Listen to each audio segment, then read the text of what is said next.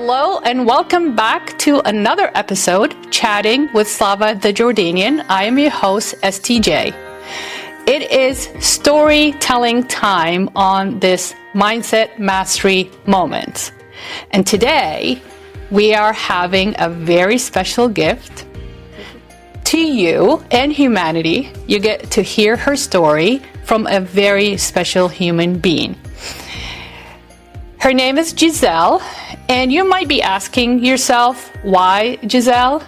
But I am not gonna go ahead and offer my explanation because it's not my story to tell, and it's not my mindset moment. It's Gisselle mindset moment today.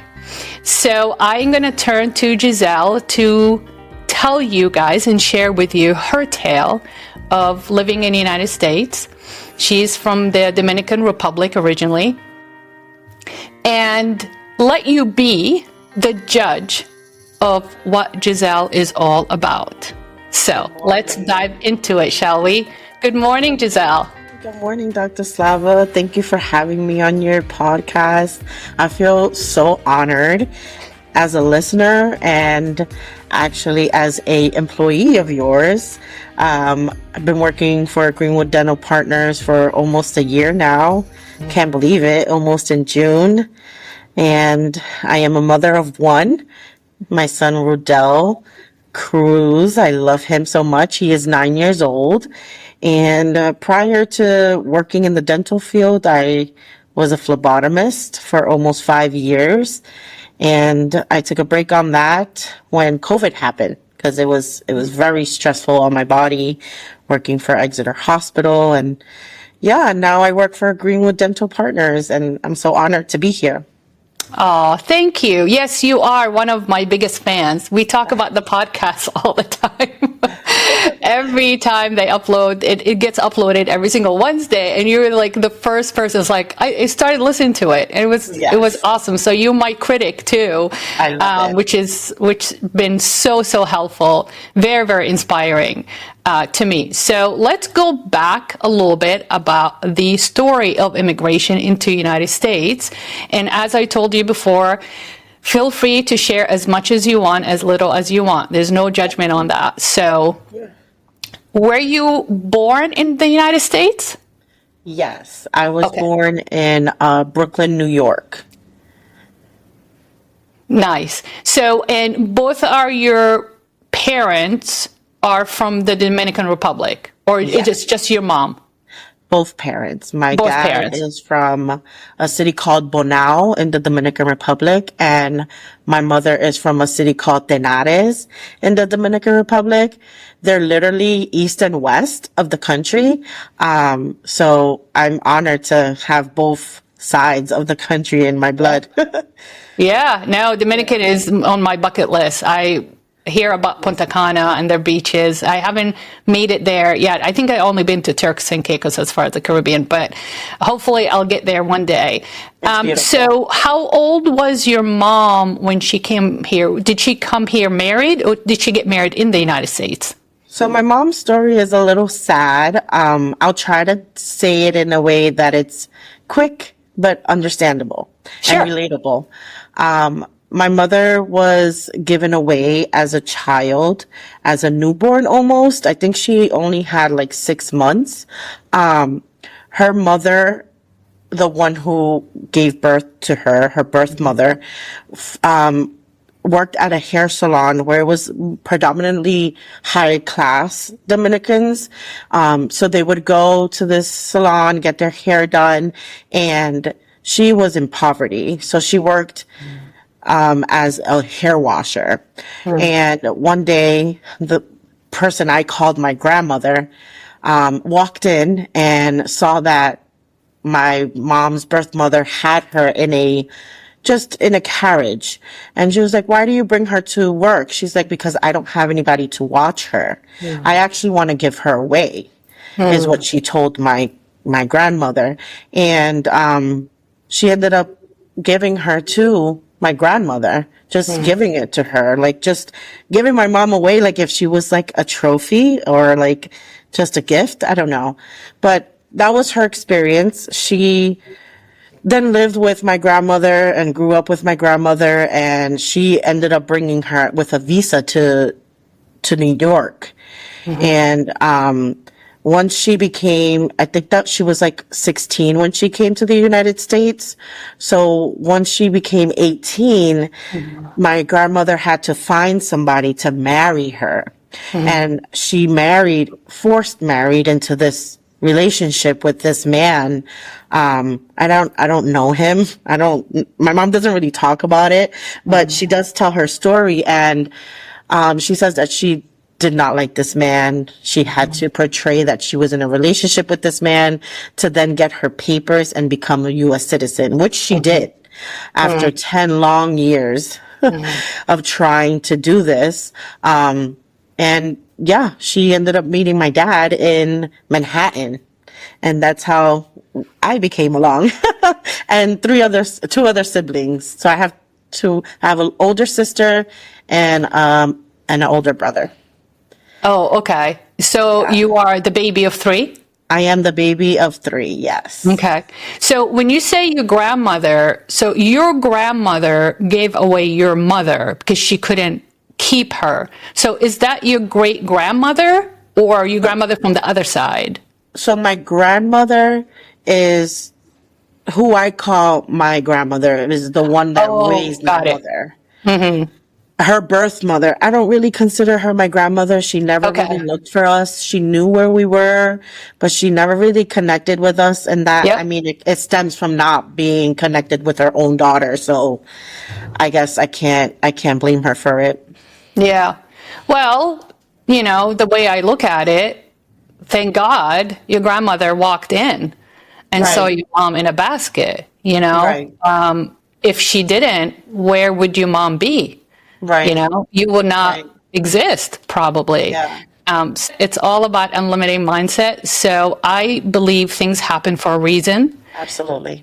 And I believe that reason is if your grandmother did not see your mom in that dire situation and took her in, it won't be Gisselle, and I will never got to know you or met you. And we won't be here talking about it too. Right. And sharing her story, because I feel like that was something that was done a lot. I hear other stories and, similar situations where parents didn't grow up with their birth parents. It was someone else raising them, like an aunt or, it's common in our culture. I don't know why, but maybe in those times.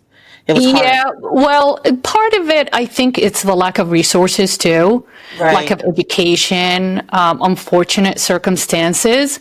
When you have countries like even, Jordan, I know it's a monarchy and I'm not criticizing any government, anything like that. But I mean, there are poor people in Jordan, and they are just scraping away the minimum in order to get out and have a better opportunity and better life. Right. Seeking education, seeking employment, seeking civil liberties, more human rights, and they feel that they're trapped and they need to get out. So, I hate to say it, but unfortunately, sometimes unfavorable events or unwelcoming events can cause someone to just displace themselves. And that's what we talk about a lot on these episodes, displacing by default or displacing by design. Right. So your mom got displaced by default, unfortunately, but I don't think the story, and I heard this story from you a couple of times. I don't think this story, honestly, is about your mom. I think the story is about you. Mm-hmm. Again, if your mom did not end up leaving DR, you might not existed. No. And here we are telling your story to inspire other female immigrants, whether they are already here in the United States or they're thinking about leaving their home world, going into a new world, to say, things happen and it is okay for it to happen because there's a reason behind everything. Right. And I talk to you guys a lot about this. Nothing in this universe it happens without a reason. There is always something. There is no such thing coincidence, because it's not like I'm a big fan of Sigmund Freud. Freud always said that there is no such thing as coincidences. And I believe that. When I was younger, I did not believe it, because I don't want it to take accountability of the certain things that were happening to me. So I had to create this belief system that, of course, it's a coincidence. Of course, somebody is at me. Of course, somebody caused this ripple effect that I am in this situation. But no, there's no coincidence. There's a reason why things are happening, whether we, initiate that, like I said, vibrations, we talk about those energies, or the universe is sending us those events and those circumstances for us to learn from. And like I said, and here we are talking about your story. They got married in New York. They lived in Brooklyn. So you were born in Brooklyn, you and your siblings. Yes, so I was born in Brooklyn. My older sister was born in Manhattan. So that's where my mom and dad met. My mom divorced the man who she married to get her papers. She lived single for a while. She worked in factories in New York, and that's kind of how she met my dad, because she met a friend who brought her to a house party and ended up meeting my dad that way. And my older sister was born in Manhattan, and me and my brother were born in Brooklyn, New York. Yeah. Okay. And how long did you live in Brooklyn before you came to to Massachusetts? Before we moved to Massachusetts, I think I was living there till I was like 6 years old. And then my sister ended up getting pregnant at 16, visiting my aunt in Massachusetts with the father of her child, which is my nephew, Brian. And my mom didn't want to leave her alone in a area where she wasn't familiar with no family other than my aunt. So she thought it was a good idea to move from New York and be with her here, which I felt like it kind of, ruined my life, I felt at the time. And I think about it sometimes, and I'm like, what if we would have stayed in New York? What would have my life become? But like you say, Dr. Slava, everything happens for a reason. So there's a reason why I'm here. Sweet Rodell. Oh, he's so scrumptious. He's so cute. He is such a good boy. Thank you. I think he has your aura. He has your energy. And it really gives you goosebumps when I talk to him. Just those beautiful eyes, and he just so, I don't know, he has such a good bedside manners. He just talks to you and he listens. Yeah, he's a little boy, but considering you did really, really good. You must be so proud. I try to make him takes a village. aware. Takes a village, Gisselle. Yeah. It does take a village for sure. So let's go back to Brooklyn. As your mom and your dad, the immigrants from the Dominican, how was it growing up in Brooklyn? I went to school in NYU, and I've been to Brooklyn once. I did a pedo residency in Lutheran Hospital in Brooklyn, and I did not get to see Brooklyn, but I hear so much about it. But I went, from a subway underground into the hospital back home. Right. But how was growing up in Brooklyn? Growing up in Brooklyn was amazing. Like, all of our family from both sides, my dad and my mom, it was just house parties every weekend. We would hang out like in front of a bodega, and my dad would be playing dominoes with, other family members, family friends. And it was just, I remember just my childhood being fun. Like, there was no iPads. There was no cell phones, where it was just kids interacting and just literally enjoying life. But it was also hard for us, because during those times, it was like 2000, that whole millennial thing happened. The Y2K. The Y2K. It was just crazy times. New York. Yeah. So For the most part, I just remember fun, friends and family. And when we moved over here, that kind of changed. It drifted, everything kind of became a little sad, if to say. It wasn't fun anymore. Why is that? Is it because you lost that tribal connection in Brooklyn? Exactly. Yeah. So when we moved over here, my mom and my dad split because he didn't think it was a good idea for my mom to move over here. So I remember that being tragic. That was like something that very much stuck with me even till this day. And I'm 33. I'm 34. I'm going to be 35 this year. Even till this day, I'm just like, wow, like that really shook our family dynamic. So, it was just different. I didn't have as much family and friends around. It was just my aunt. She didn't have any kids at the time. I was having to like make new friends I was going into, so if I was 6, I was going into first grade, second grade. So that was hard. That was very hard. Yeah. As a child to have to experience a new Environment. culture, Yeah. They say environment.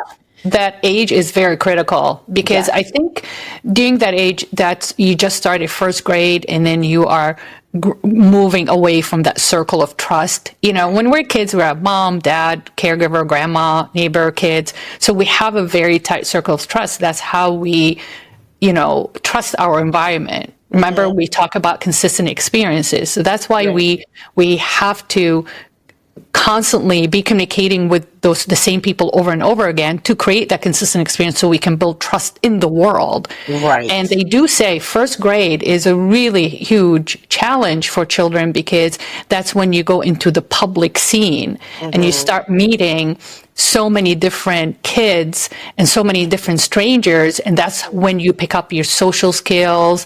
And from birth until first grade, you have created this belief system that's very rigid that, that's mom, dad, caregiver, like I said, family, neighborhood kids, cousins, those are the people you trust. But then when you are in, like I said, the social setting, the public setting, you have to figure out, it's like, okay, that's not what I am used to. That's not what I used to see. That's not what I used to hear. And then you have to tap into your belief system to try to adopt different ways by adapting to the new experience. But add on top of that a move, pulling yourself out and displacing yourself from your home world into a new world. You're just going from New York to Mass. It's not that far, but it's amazing how New England culture is very different than the Northeast. At the time when we New Jersey, yeah. At the time, there was predominantly white people in Lawrence. I know it's shocking because how Lawrence is now. I'm surprised. That's Lawrence, Mass? Lawrence, yeah. There was a lot of there was mix. Obviously, there was Hispanics too, but there was, I feel like there was a lot of white American kids as well. But now it's just like straight Hispanics. Like there's the school in Lawrence is, what is the school called? The Gilmet. You barely see any white American kids there. It's mostly Hispanics. And that wasn't something you saw when you came to Lawrence. Me trying to get used to just not seeing buildings and a lot of people in the street as I'm walking. I had to walk like almost a mile to go to a store when it was like right in front of my building before. That was something I had to get used to as well. So it changed me a lot moving to Massachusetts. Yeah. In what way, Gisselle? In what way did you change? I mean, you're really young to actually realize that this is not home. Right. And when did you realize it was changing you too? So how did it change you? And when did you realize it was changing you? It changed me when I realized that it was hard for me to make friends. It was hard for me to make friends in school is when I realized it. I'm like, okay, I kind of don't fit in. Like people would I don't know, be jealous of me because of the way I dressed. I had nice sneakers, because that's like a culture in New York. People, Yes. sneakers is like a thing. So like I had different pair of sneakers each and every day, and kids would be like, "Oh, look, you have a new pair of sneakers again." Like it was weird. Like I don't know. I couldn't believe I was getting that type of like negativity just because of the way I dressed. So that's something that I experienced as a kid, Yeah. Yeah. And how did that change you? It changed me because I knew that I couldn't be who I was. It changed me because I knew I had to try to fit in, and that's something that I didn't want. I just wanted to be myself, and I had to change that about myself. Which is, you're not alone. I've been, like, I do a lot of research about, social mindset and social psychology behind the immigrant mindset. So there's immigration, which when you literally pull your roots from one side of the globe to a completely different, like to go from east to west. To go from north to south, you go from North America to South America. Right. You go from, the United States, the west coast of the United States, into the South Pacific. Can be American going into the Philippines. That's immigration. But you migrated. Basically, you're still in the same zone, United States, the same, laws and culture. For the most part. So you migrated from New York into Lawrence, but it's amazing how different it is. And you as a child with no life experience have actually, felt it. And sociologists will tell you that the toughest process is the simulation. So there's acculturation and there's simulation. Acculturation is when you adapt to the new culture, and that's when you, as a child, try to do that or realize, like, this is different. This is not what I'm used to. It smells different. It looks different. It feels different. I'm hearing different things. Yeah. The smell was something very different for me, too. Like, obviously it was like fresh air, because New York is like super polluted, but it was just like, smelling skunk, like, cause it was like we're like, you don't smell that in the city. You don't really smell that like that. I mean, don't get me wrong. Obviously there's skunks in New York, but like, that's not something that you smell because you're inside a building. You're playing in a hallway. You're not outside like how I had to be here. So that was like distinct for me. Yeah, for sure. Wow. That's fascinating. It's like you're smelling it, you're hearing it, you're seeing it, you're being it. Yeah. It is fascinating, and you are now, a wife and a mother, and you still, relive that, and it seems like it was a huge part of the process if you're, acculturation into the new society. Right. So how did you manage? How did you where did you pull strength? Where did you pull tenacity? Where did you pull courage in order to survive that process of, acculturation into, like I said, the new society? I feel like, one, I had no choice because of my age. But I also had my older brother, which he's the middle child between me and my sister. So I just kind of followed his lead and saw how he was just trying to make it better for us, He kind of took me under his wing and would always like take me places with him, and just to make me feel like, this is home now. Like, so he would just try to make me interact with like his friends' younger siblings, and it was definitely my older brother for sure. He made me just realize that, okay, this is our new home now, Gisselle. So we gotta try to make it the best. Is he still in Lawrence? He actually lives in Haverhill. He has a beautiful family. He's married and has a 16-year-old daughter, Adriana. Aww. Yeah. So you're an auntie too. I am an auntie. Yeah, see? Yes, pile it up. You have so many titles. I've been an auntie since I was 12 years old, actually, because of my nephew, my sister. Your older sister, absolutely. Isn't it wonderful? I love being an auntie. It's just... it's a whole different way of looking at the world. You know, they're not really your kids, but still you are. Because now I'm the matriarch of my family.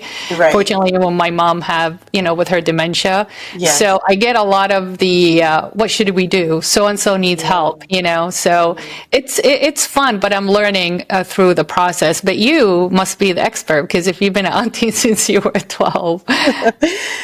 It kind of prepared me for my own, in a sense, you know? True. And then the fact that he's a boy too.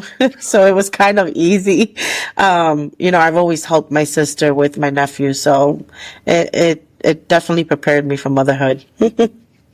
All right, let's tap into education. So how far did you go with your education? So I did some college. I never got an associate's or a bachelor's, but I did get nationally certified as a phlebotomist.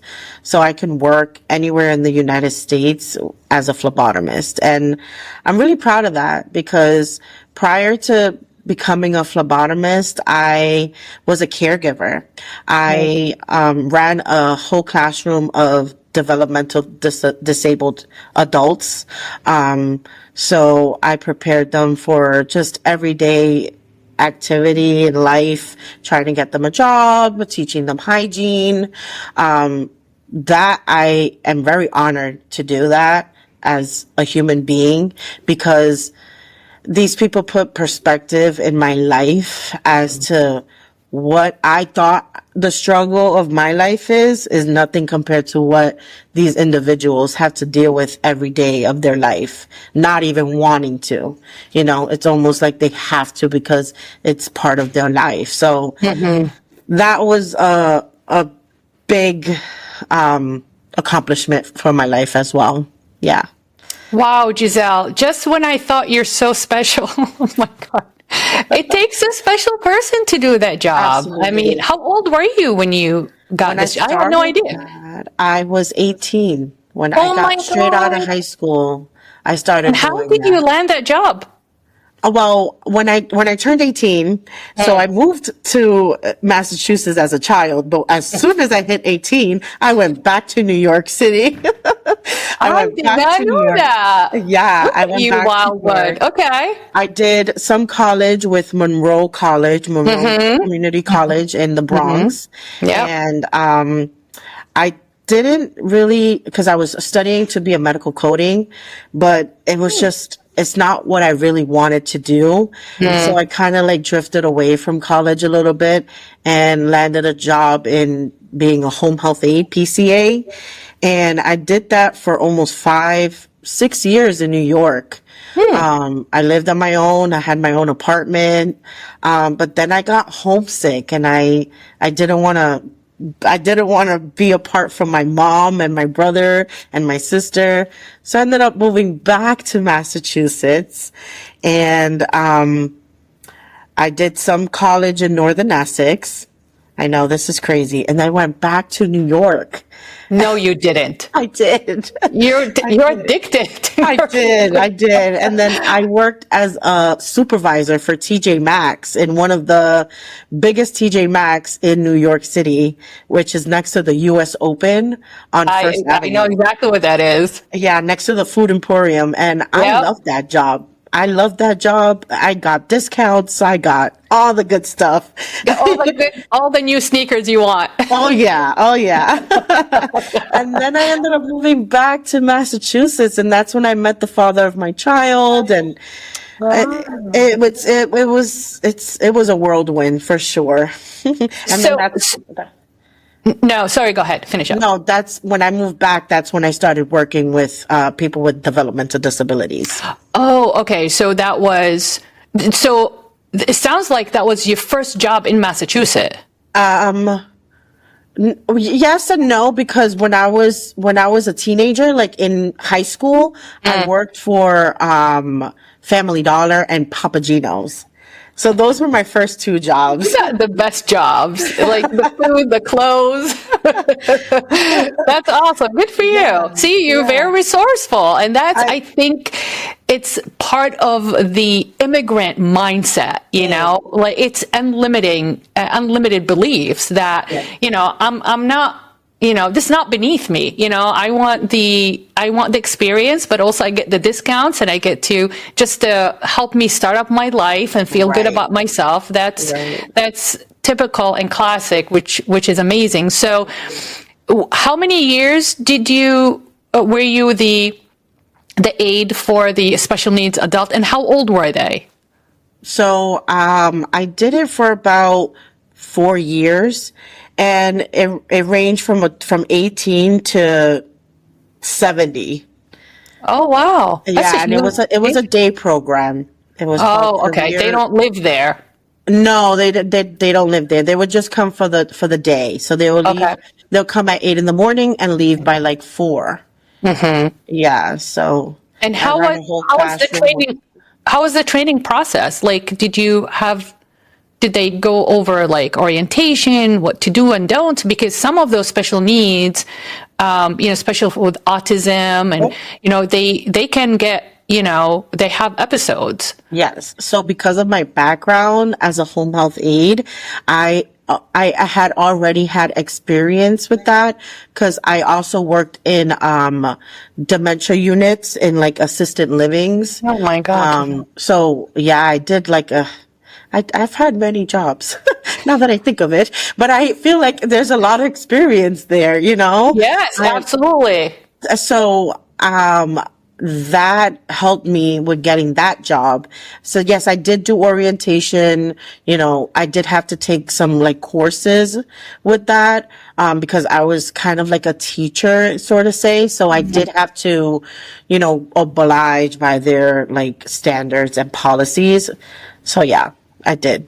And can you think of an incident that really tested your mindset at that facility?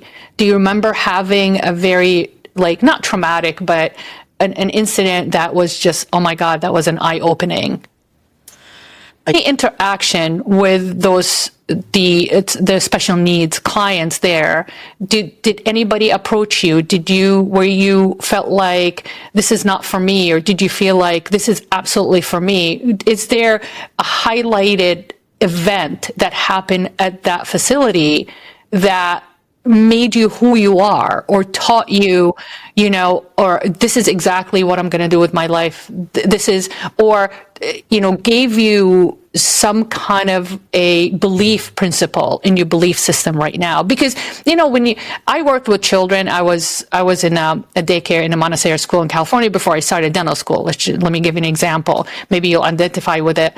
And I was in the toddler room and the infant room. Okay. And it's not the children that I was taking care of, because I babysat all my life. You know, I'm one of 5, and I had cousins.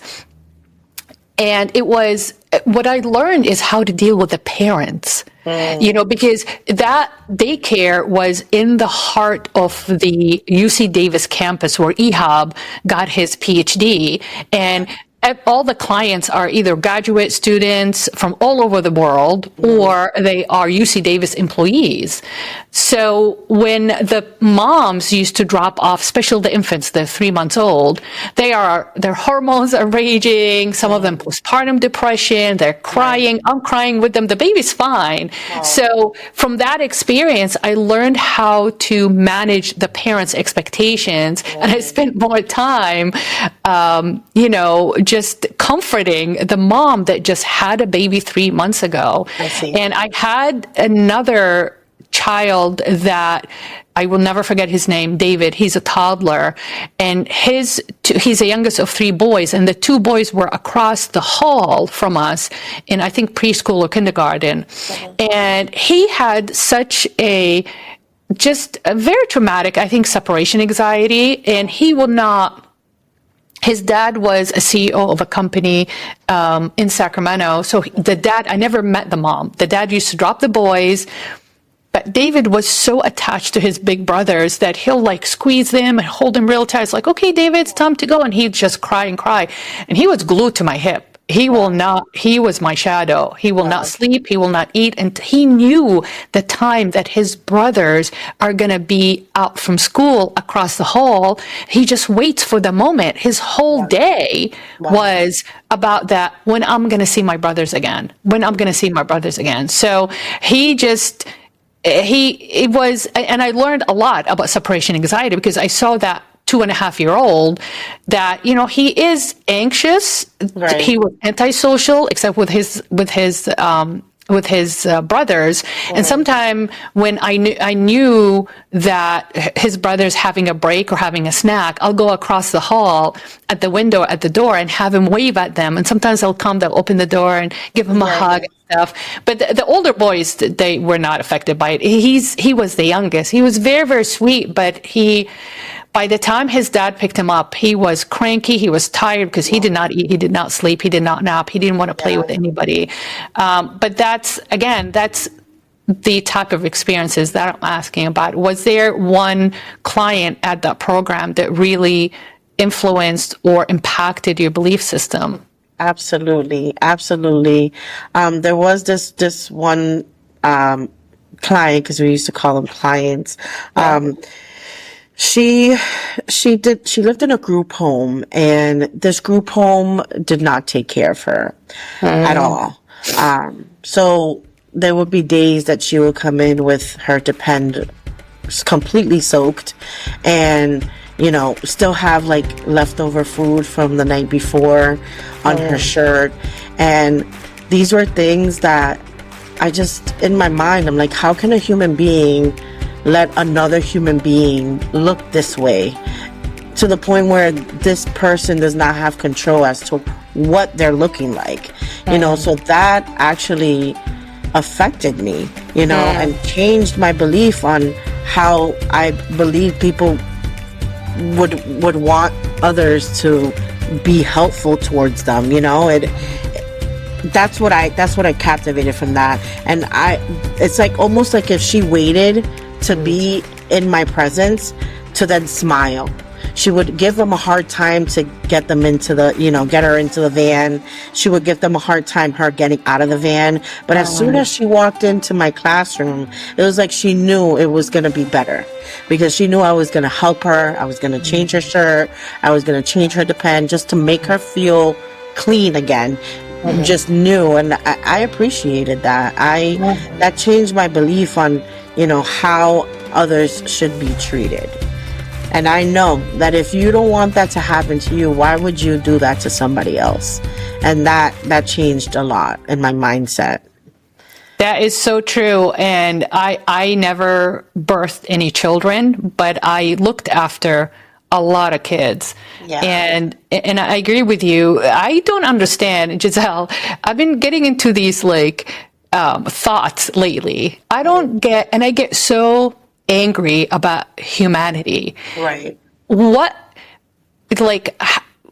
do you even get the audacity to dehumanize anybody? I know. Who do you think you are? And that's the problem with humans. And we talk a lot about this, is we got this superiority complex that, you know, because I have a good job and, you know, I have a good life and I'm blessed and grateful for everything that happens to me.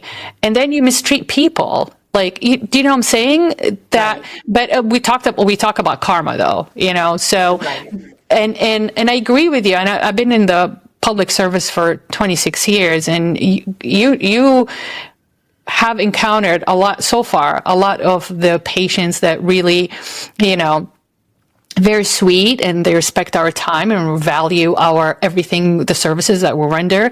And we have other, you know, patients that come across very, you know, sharp, the ice, you know, like you can't melt them down. They're very sharp. They're very abrasive. They're very rough around the edges, and they just take it out on you. But add to that, I can't imagine, and I don't get that. I can't imagine taking care or caring after special needs, you know, caring after a disabled elderly, or taking care after, you know, an Alzheimer's or dementia patient. I worry about all that. See, in my culture back home, you don't send your elderly to a nursing home. Because it's a whole, the tribal connection belief system, right?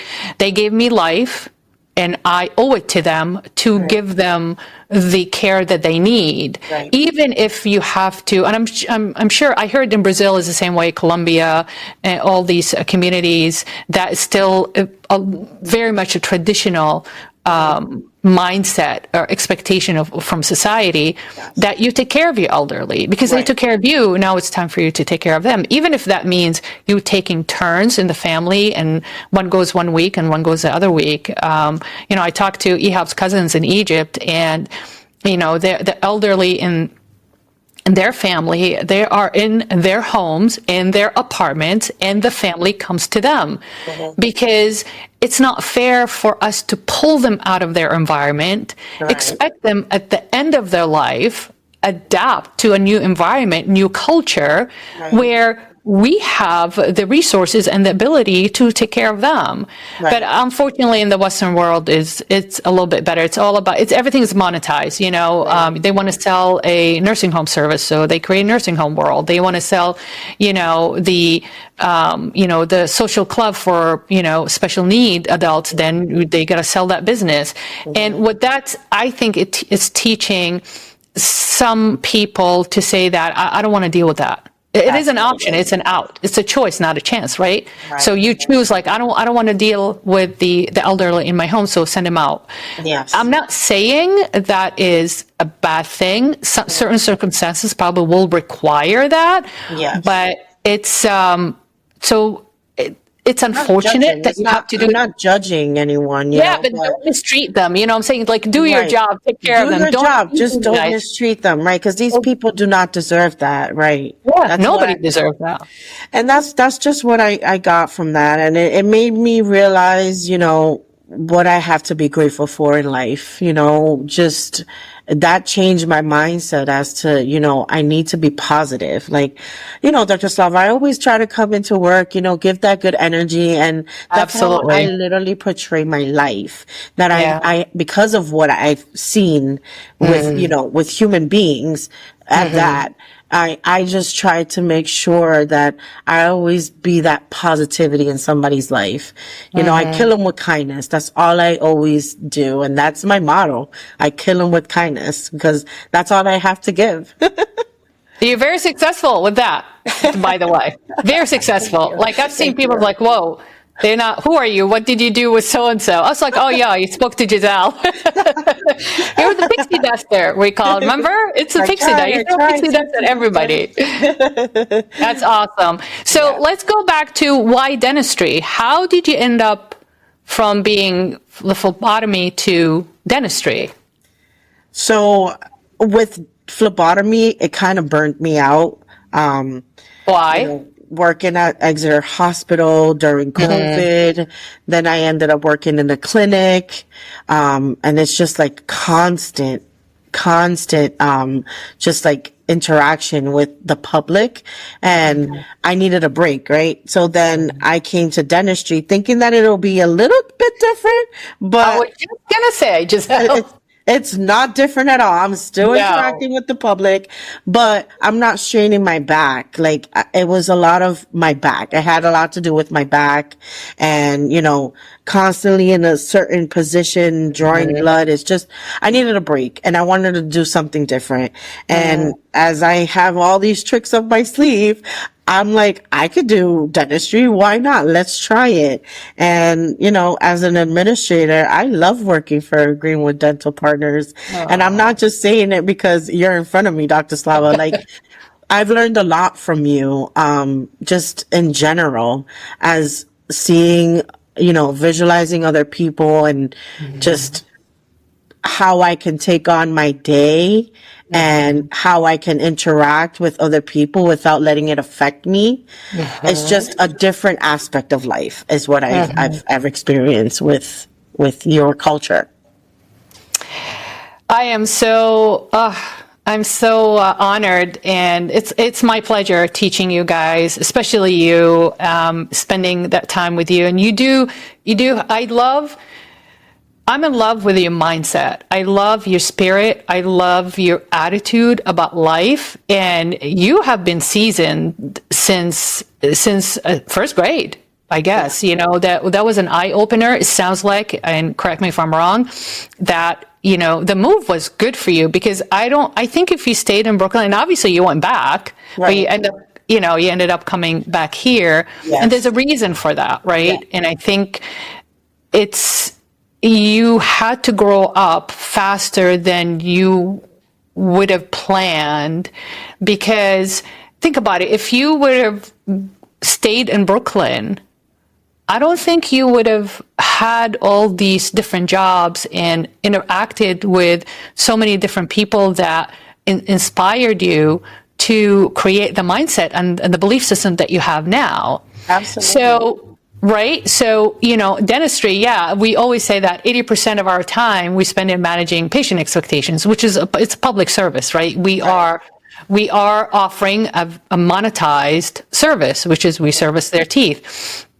But it doesn't change the fact that when people want to invest in that service, they have to tap into their grid, right? Their vortex, their belief system that, you know, this is valued to me. This is not valued to me. This is worth me paying X amount of money. This is worth me being in the dental chair for 2.5 hours. This is not worthwhile.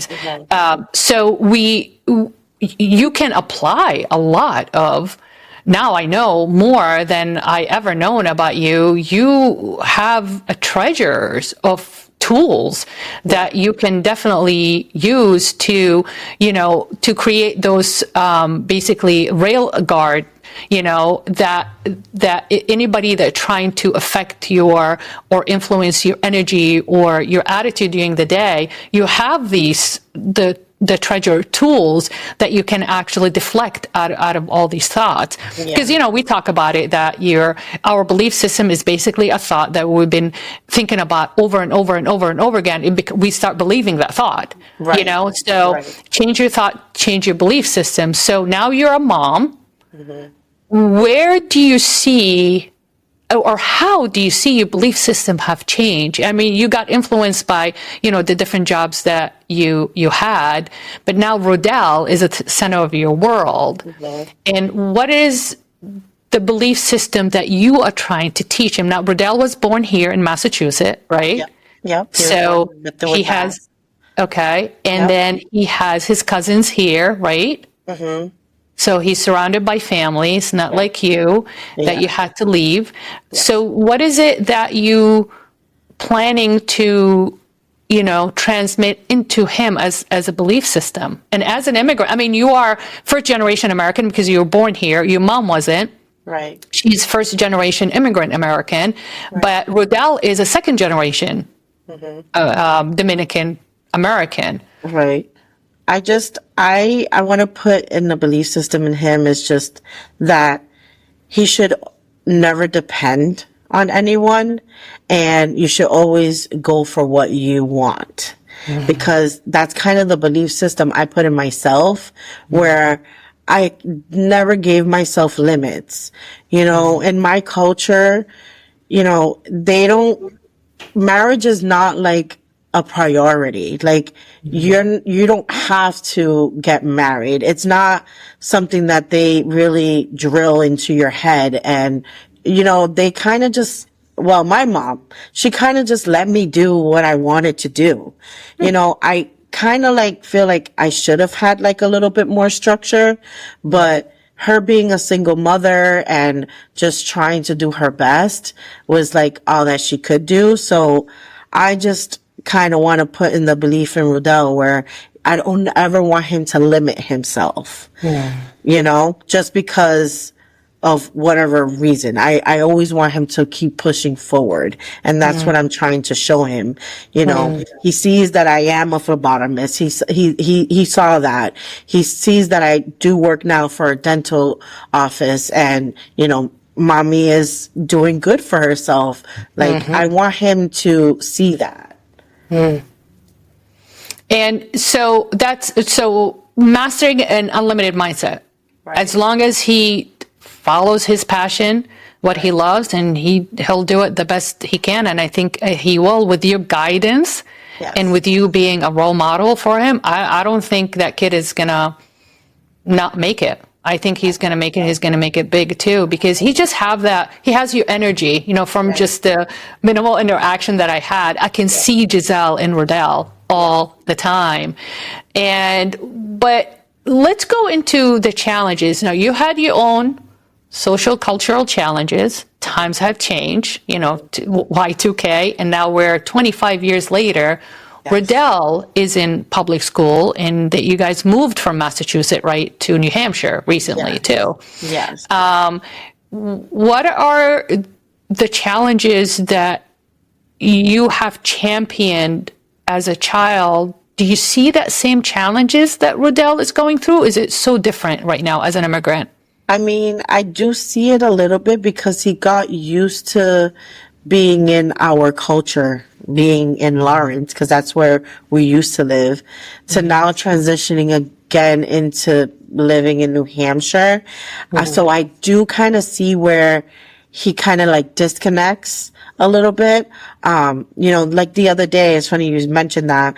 The other day, he's like, I just wish we could live back next to Tia, which is my sister, because I only lived 5 minutes away from her. Now I live 25 minutes away from her. So we would always be at her house, even if it's just me picking him up from school or from his after school program, we would go and spend some time with Tia. But now we don't really do that. So when I picked him up from school the other day or from his after school, he's like, I just wish we could be in Tia's house right now. I'm like, so that's where I see like that drift away kind of I gave him as like the same as when I moved from New York to Massachusetts. Yep. So I'm like, I can't believe I'm doing that to him. But at the same time, I feel like moving up here kind of gave us a better opportunity, so that's how I see that. I just see as what the opportunities I'm trying to give him, as he gets older. It's you're absolutely right. That's what parents do, right? They sacrifice for better life, better opportunity, better culture, better community, so the children can thrive. Not only survive, it's also thrive. I'm sure my mom thought that too, moving up here. I don't really consider that as much, but I feel like maybe she thought that was going to be a good change for us. So. Yeah, and as parents, again, I never birthed any children, but as an adult that's responsible for others. You make that decision. You don't know. You have no idea if that's going to work or not. It's an idea, and it's a belief that it should be better than this. I need more than that. So thinking about moving, migrating, immigrating, displacing yourself is going to give you better opportunity. Nobody does a lot of research when they move. No, my parents moved. They left Jordan to Saudi. No research. It's like, it's an opportunity. Let's go. Let's do it for 5 years. If it doesn't work, we can go back to Jordan. And we just ended up there for 19 years. We're all born there. And I never thought I'll leave. But that's a sacrifice we make. We have a saying in Arabic, being estranged out of your homeland or home world is difficult, and the price is high sometimes, and you gotta always is it really worth it? Is it really worth it? My kids are doing better. Maybe if I stayed, maybe what if? You constantly have that doubt and questioning your decisions over and over again. But your mom, my parents, they must have had some kind of intuition that said, no, this is what we need to do. Yeah. So I can't even imagine being responsible for that decision, especially you moved Rodell from Lawrence to New Hampshire, just like your mom moved you from Brooklyn to Lawrence. And it's funny how I have some friends that the parents never had to displace themselves. And then the children either don't displace themselves, become homebody, they stayed in the state and their hometown, or they're the extreme. They go to California. They leave New Hampshire altogether and they go to the other coast. Or they move to Europe and they work to Europe because they want to see more. They want to experience more. Right. But I don't think our parents did a whole lot of research. They just followed their intuition, and you hope for the best for your children. It is a very, very tough decision, but that's the mindset of an immigrant. That's what I'm trying to say is we are unlimited in our beliefs that we want something better than what we have. There must be something better out there that I want to experience and I want to encounter, because if I don't, I'm going to miss out on opportunities, for me and my children. And it's a fascinating mindset, because when you read all kind of books and you watch all kind of movies about Italian immigrants, Irish immigrants, South American immigrants, Caribbean immigrants, Arab, Middle Eastern immigrant, they all have the same story. Yeah. That we just picked up and went because it's horrible here. That. There's that mindset that creates that belief system. We're going to be fine. The rest of your family are still in Dominican, right? You do have immediate family in Dominican? Immediate family, thinking like my mom's siblings, they're all here in the United States.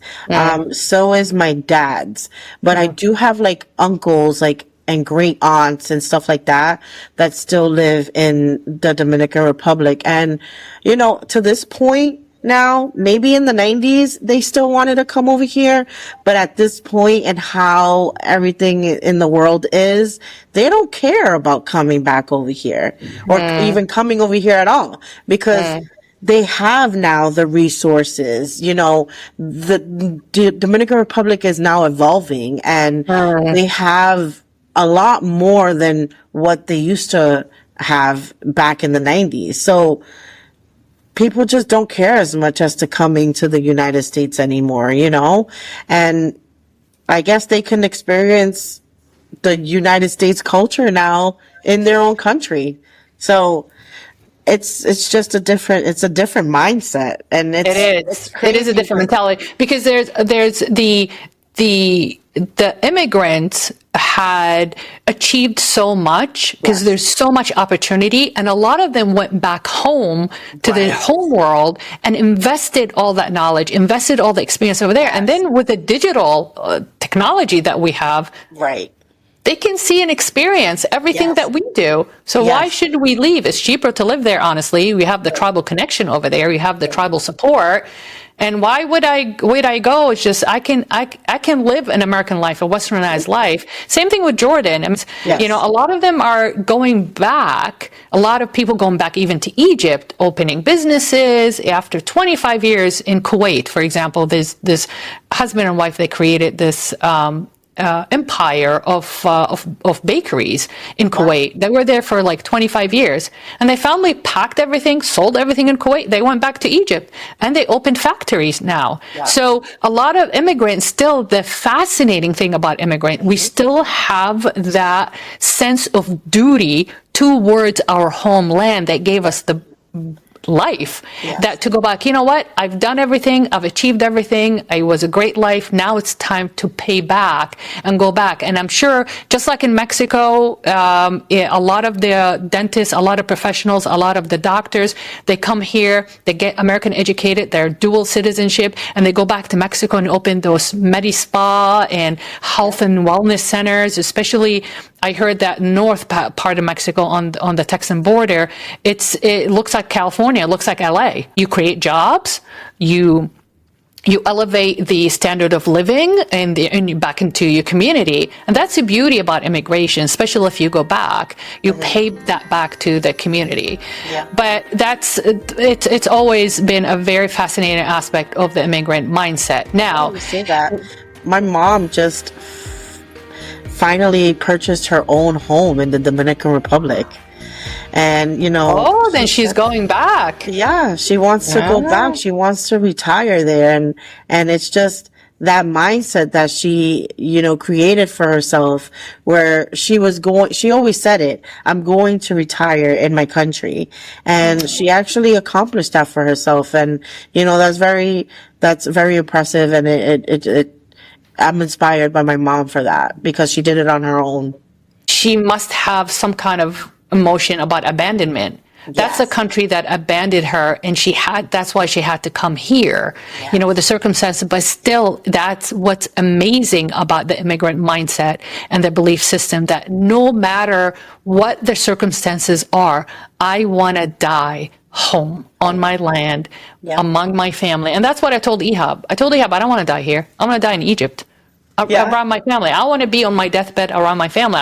There's nobody here. No offense to you guys. I love you all, but it's a little bit different. I want to be, my last memory is the smell of the food, the air saturated with the desert sand. That's what brings you peace. That's what brings you tranquility. And go for it, Dr. Slava. Good for her. When is she planning? Did she purchase a house already? She's renovating it. She already put new flooring, new windows. How old is mom? I don't doubt my mom being there within the next year and a half. Oh, good for her. She's done. Yeah. How old is mom? Mom is 67. She turned 67 good this for year. her. That's a huge achievement. Yeah. That's a huge achievement. So she's going to have the forever home right over there? Yeah, for her forever home. She has land in the back of the house where she could grow her own crops. And that's what my mom always talked about. And her doing it is like, I'm very happy for her. The dream come true. Good for her. Congratulations. That's amazing. All right. Let's talk about, if you would think of one person that inspired you to do what you're doing right now, who would that be? I know you talked about your brother. Yes. But doing what I'm doing right now in life, I'm going to say my sister. I didn't talk about her enough, but I'm going to say my sister, because she became a mother at 16 years old.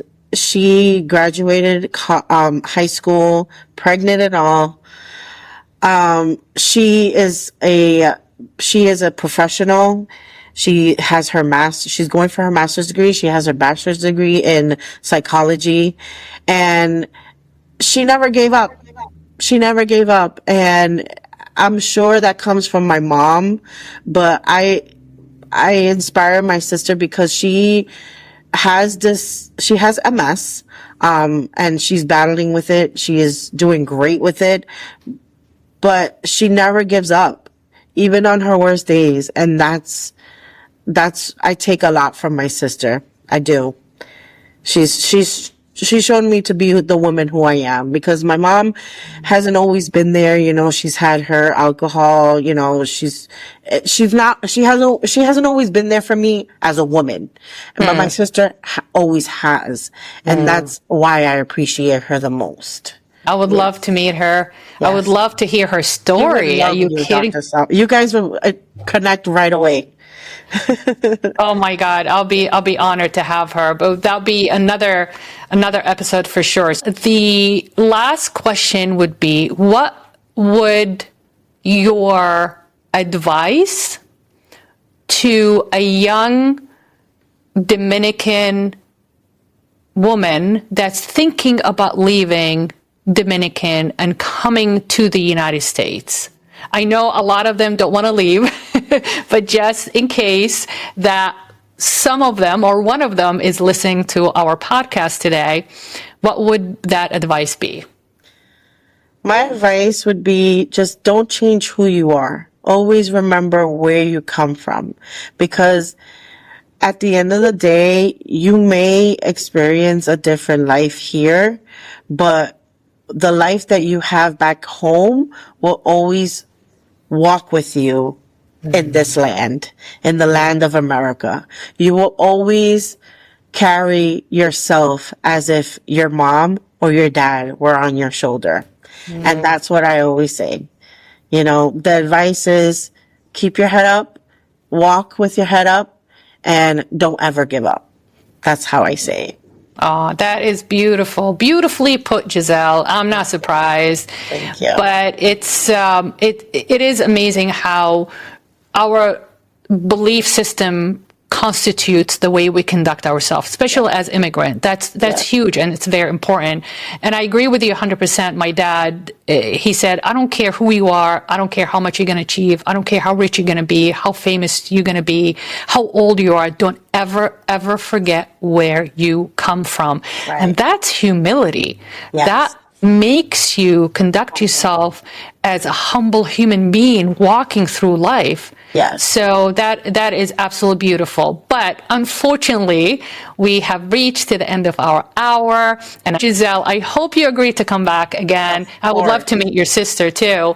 Yes.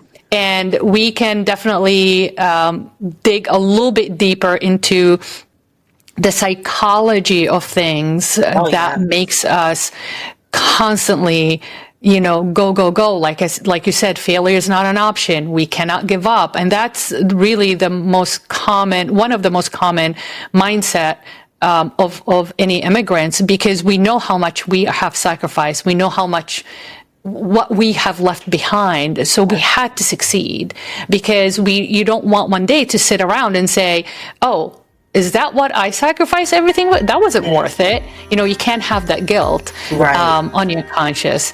But before we end this, please remember that these episodes are on all podcast platforms, including Apple and Spotify. And also they are uploaded on the Greenwood Dental Partner YouTube channel. So please like, share, and subscribe, and hit the notification bell in order not to miss an episode. We are uploading these every single Wednesday, every single week. And please feel free to leave comments, questions, suggestions, and any topics or any stories that you would like to hear, because we cannot do this without you. Thank you so much for listening. Thank you so much for watching. And I hope to see you next time.